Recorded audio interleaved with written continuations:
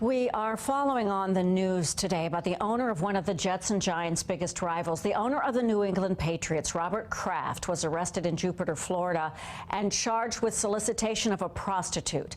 Florida police say the arrest was part of a sex sting operation involving more than 24 people. Police say the 77-year-old paid for prostitutes at the Orchids of Asia Day Spa on at least 2 occasions. Our CBS station in Boston, which of course reports on the Patriots, says Florida police claim there is video evidence.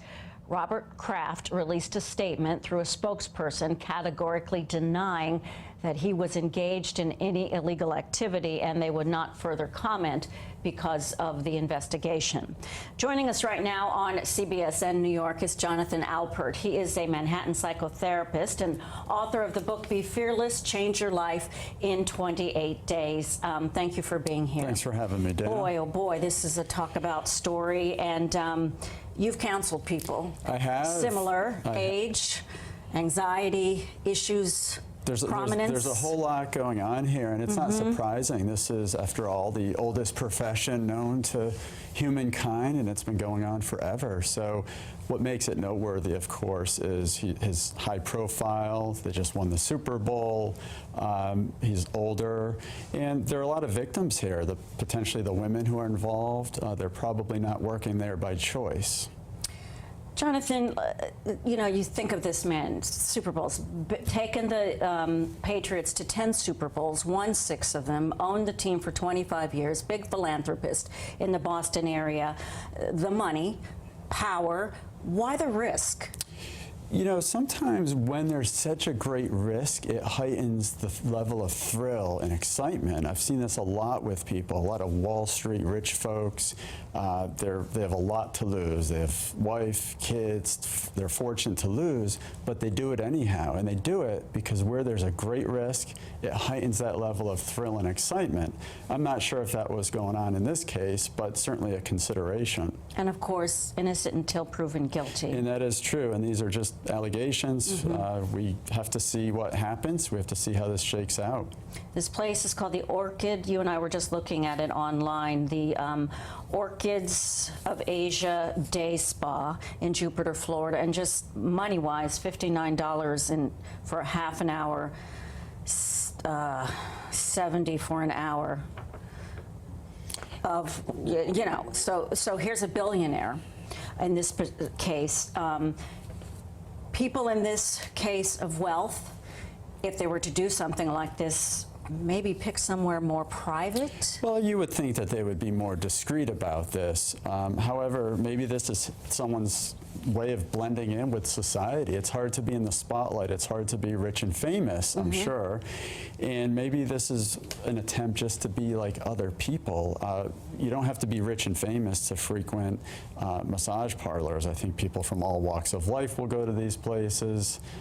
So, you know, could just be his attempt to blend in, although in this case it certainly backfired.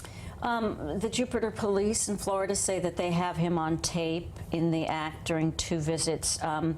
In your experience, this type of action by this type of person in the age group and wealth that we're talking about, to do it on a regular basis, can you tell us, just give us a little more insight to, I know it's a big question and we're talking in general from your psychotherapy. What's going on in here? Well, there could be a few things going on. Anything from not getting what he needs at home, or just really about the thrill and the excitement. He might be perfectly happy at home if he's in a relationship, but a lot of things that we would do with our partner, we would never want to do with a hooker. Or vice versa. So a lot of people, they compartmentalize things that they really want to do, kinky things and things that are dangerously wrong, and frankly, people might be embarrassed to ask for from their significant other. So they compartmentalize, they do that outside of their own bedroom. And I see that a lot. It's quite common. What do you say to them?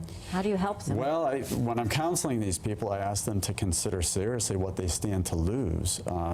Family, kids, their fortune, most importantly, their reputation. In the moment, they're not really thinking about it. They're able to compartmentalize, they're able to disconnect, and they're really just focused on the thrill and the excitement that lies ahead of them. It is also, when you speak of the thrill, you touched on this earlier too, about that sense of, I won't get caught. Be it because I live in this black car life with the, windows are shaded, or... Right, and a lot of people of this statute might feel like they're invincible. They might feel like they're above the law. They may feel like this can never happen to me. I'm rich. I can get away with it. I can buy my way out of it. I can afford any attorney out there. But the truth is, a crime is a crime. What do you say to people, your clients who have been through this, who've been convicted of the crime, and they're back with you for help?